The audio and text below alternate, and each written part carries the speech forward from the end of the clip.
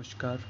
मैं आनंद कुमार आप लोगों से ये कहना चाहता हूँ कि मैं आनंद जिस कर्म के लिए इस धरा पर आया हूँ, जिस उद्देश्य से हम लोग पैदा होते हैं वह है तृप्ति।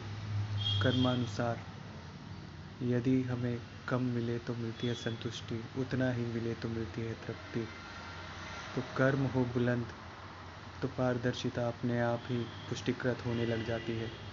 मैं आनंद कुमार, मेरी पुश्तैनी भूमि पर जो अन्याय चल रहा है उस पर बड़े भाई ने न्यायाधीन प्रक्रिया के लिए इस पर केस कर दिया और बड़े भाई की कृपा ही रही कि मुझे आस है कि मेरी पुश्तैनी भूमि मेरे हाथ में होगी। और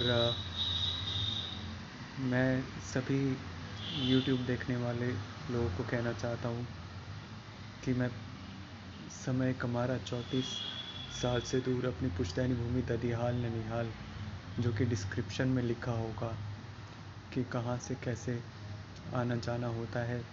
और मैं पैदाइशी एक दिल्ली वासी, एक बहुत ज़्यादा जटिल ये यात्रा लगती है, लेकिन निष्ठा हो मन में तो कुछ भी हो सकता है। मेरी आर्थिक स्थिति ये है कि मैंने अभी तक अपनी रोज़ी रोटी के लिए भी पर्याप्त नहीं कमाया। ना तो बैंक में कोई बैलेंस है, ना तो दिनचर्या में, बस जी रहा हूँ तो बड़े भाई और छोटे भाई की कृपा से। और मैं ऐसा इसलिए भी कर रहा हूँ क्योंकि मैं अविवाहित, क्योंकि मैं जानता हूँ कि चाचा मौसी जो क्रमशः ददिहाल ननिहाल पर कब्ज़ा किए हुए हैं, बिना औपचारिक कब्ज़ा किए संपूर्ण लाभ कब्ज़े का उठा रहे, उनके अधिकार क्षेत्र में था क्योंकि उम्र में बड़े थे। मेरे माता पिता के एक विकल्प थे। मेरे माता पिता के गुजर जाने के बाद मेरी माँ पूजनीय स्वर्गीय शिव कुमारी जी, मेरे पिता पूजनीय स्वर्गीय जोगेश्वर राम जी, मेरे यूँ कहें तो तथाकथित लगे चाचा श्री जगदीश राम, और मेरी मौसी श्रीमती मीना देवी, जो क्रमशः धनिया बगीचा डेल्हा गया ward number 27 Gautam Buddha colony road number 4 में और विजय बीघा वार्ड नंबर 2 डेल्हा में जो ददिहाल ननिहाल है वहाँ पर कब्ज़ा किए हुए हैं। चाचा तो खैर ददिहाल में और मौसी ब्याह के दहिया टोला रानीगंज टिकारी गया जिला में। तो यह आर्थिक स्थिति जब मैं 44 वर्ष का हो चला हूँ और हाथ में कुछ भी नहीं, न्याय सत्य और पारदर्शिता के साथ देश के प्रति निष्ठा की राह तय करने के लिए, तो मैं बड़ा भाई मुझे स्वावलंबी बिहार में प्रस्तुत करने के लिए बार बार कहता रहा कि प्राइवेट में जॉब करने के लिए अभी भी कहता है।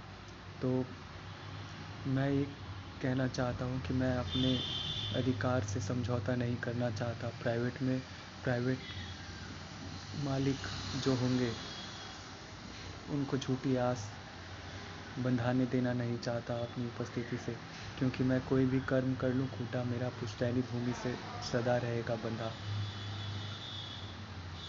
क्योंकि जब तक न्याय नहीं मिलता भारतीय भूमि पर, तब तक एक नागरिक का जीवन सफल नहीं हो सकता। क्योंकि बाबा साहेब ने कहा है कि शिक्षित हो तो सक्षम बनो, अन्याय के विरुद्ध लड़ो।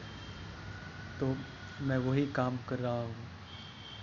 मैं समझौता क्यों करूँ अपनी योग्यता के साथ पढ़ लिख करके प्राइवेट में काम करके, जबकि मैं पूरे मन से अपनी पुश्तैनी भूमि के साथ बंधा हुआ हूँ, जहाँ पर मैं कृषि कोचिंग और पंचायत वार्ड चुनाव द्वारा अपना जीवन सफल करना चाहता हूँ।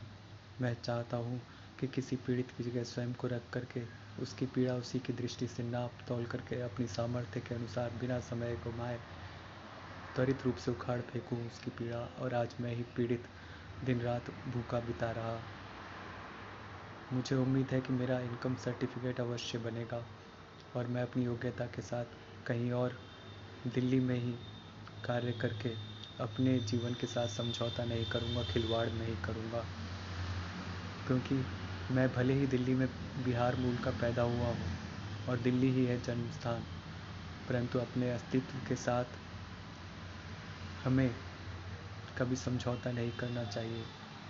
समय के पटल पर हमारे कर्म ही हमारी हाजिरी अंकित करते हैं। आज मैं ये वीडियो बना रहा, कल को मेरे पास देखने को होगा ये वीडियो कि मैंने यह किया।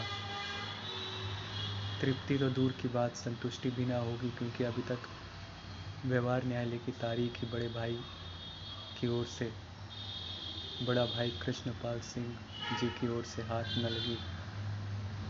और आप लोगों को बताना चाहता हूँ कि जीवन का उद्देश्य कुछ ना कुछ होना ही चाहिए। ये जो कठिन राह है थमेगी कभी ना कभी, लेकिन चाचा मौसी जिन्होंने प्रभावित किया है न केवल रिश्तों को बल्कि मानवीयता को, देश के प्रति जो उनकी निष्ठा रही, वे दिखाते तो अपने आप को कोरा कोरा है, कोई चोर अपने आप को चोर नहीं कहता, परंतु माँ बाप के विकल्प की जगह फुसला फुसला करके अभी तक बंटवारे की तिथि विलंब करना और कब्जा ना करते हुए भी कब्जा का लाभ उठाना, यही मैं देहाती फसल की रिकॉर्ड उपज कर रहा होता। क्योंकि हौसला हिम्मत पर्याप्त है, इच्छा है और हृदय सच्चा है। और कोचिंग के द्वारा पाठ्य पुस्तकों में पाठों का उद्देश्य बच्चों को सार्थक करवाता, जीवंत करवाता, अभिनय प्रत्येक सप्ताह बच्चों से करवाता, ताकि बच्चे जान जाए कि ये पाठ का उद्देश्य था क्या, क्यों खून पसीना चुहा करके संकलन किया गया। व्यापक करने को, मानवीयता को एक सामग्री होती है जिससे एक व्यंजन बनता है, तो हर व्यंजन के लिए कोई ना कोई सामग्री चुनी जाती है, तब व्यापक व्यंजन हमें नसीब होता है। उसी प्रकार से मैं भूखा ये कह रहा कि पाठ्य पुस्तक का संकलन करने के लिए भी विभिन्न भावनाओं का संकलन करना पड़ता है, जिसके पीछे सीख होती है जो हमारी उस उम्र विशेष में मानवीयता को व्यापक करती है। और बच्चे जानते हैं कि उनको उनके अंदर क्या अच्छा है, किताबें क्यों एक मित्र हैं, परम मित्र के समान। और अभिनय जब वे स्वयं करेंगे तब देखेंगे कि कितना उन्होंने किताबों से सीखा, कौन कौन से पाठ को साधा, और फिर अपना आत्मावलोकन करेंगे। आत्मावलोकन से वे जानेंगे कि कहाँ उनकी कमी रही, कहाँ हल्के पड़े, कहाँ उनको जो है अपने ऊपर गर्व हुआ। तो यह समय के पटल पर अपने कर्म से हाजिरी अंकित करना मैं स्वावलंबिता के पथ पर बच्चों को सिखाऊंगा।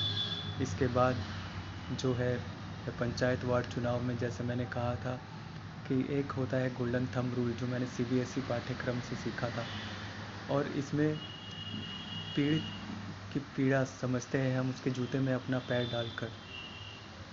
मतलब कि उसकी दृष्टि से स्वयं देखते हैं कि उसकी पीड़ा कितनी जघन्य, कितनी विकराल है, और जब हम अंदाज़ा लगा लेते हैं तब हम अपने सामर्थ्य को तलब करते हैं। अपने सामर्थ्य के अनुसार हम उस पीड़ा को जड़ से उखाड़ फेंक कर पीड़ित को पीड़ा से निजात दिलाते हैं। और यही 3 कर्मों की मोतियों की माला मैं आजकल फेर रहा हूँ एसडीएम साहब। मैं चाहता हूँ कि मेरी बुनियाद मेरे हाथों में शाश्वत प्राप्त हो, आपकी कृपा हो, ताकि मैं एक भारतीय यूं तड़प तड़प के, जो बाजारी प्रवृत्ति फैल रही, दो मुँहे लोग फैल रहे, पराये से दूर के रिश्तेदार चाचा मौसी तरीके स्वार्थ को सर्वोपरि रख रहे, समय गवा गवा कर हमारा जीवन व्यर्थ कर रहे हैं। अमूल्य जीवन कर्म से बन पाता है। उनमें यदि हिम्मत होती तो वे स्वीकारते, अपनी गलती को पहचानते कि फुसलाना क्या होता है, गरियाना क्या होता है, और अपने कर्तव्यों से भागते भागते स्वीकारोक्ति से भागना क्या होता है। देश के पटल पर हर एक नागरिक को स्वीकारोक्ति करनी चाहिए, यदि उसकी वजह से जीवन का नाश हो रहा किसी का तो। और यह जीवन एकमात्र है, यह जीवन बार बार नहीं मिलता। मैं चाहता हूँ कि मुझे इनकम सर्टिफिकेट मिले, जिसके आधार पर जो वेरिफिकेशन होगा राशन कार्ड मेरा मुझे प्राप्त हो, क्योंकि मुझे शेड्यूल्ड कास्ट सर्टिफिकेट मिल चुका है। और उसके बाद यदि ज़रूरत हो तो आप मेरे घर पर भी आकर जांच पड़ताल कर सकते हैं मेरी उपस्थिति का, कि मैं किस हालत में जी रहा हूँ।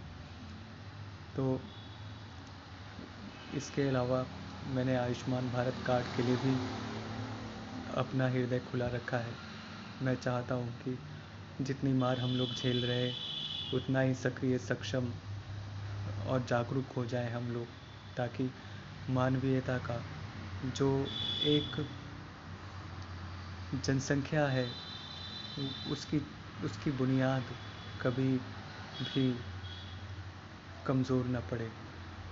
समय के साथ साथ हम अपनी ज़रूरतों को विभिन्न लोकतांत्रिक योजनाओं के द्वारा पूरी करते चलें, और इसमें ही लोकतांत्रिक पर्व, मतदान, चुनाव आदि की सफलता भी है, क्योंकि पूरा देश संज्ञान लेता है हर एक नागरिक का। जनता जनार्दन यूं ही नहीं कहलाता भारतीय सकल जनसंख्या। तो इसी के साथ मैं आनंद कुमार चाहता हूं कि आप लोग मेरा यूं ही साथ दीजिए। एसडीएम साहब, लोकतंत्र में मेरी निष्ठा की पुष्टि आपके ही कर कमलों के द्वारा हो सकती है। समय रहते मुझे यदि ऑक्सीजन स्वरूप इनकम सर्टिफिकेट मिल गया तो कल को मैं न रहूँगा कहीं जा कर के, मुझे मेरी योग्यता अनुसार ही प्राप्त होगा, जो कि तृप्ति की राह प्रशस्त करेगा समय रहते। मैं आनंद इस वीडियो के साथ विदा लेता हूँ। जय हिंद।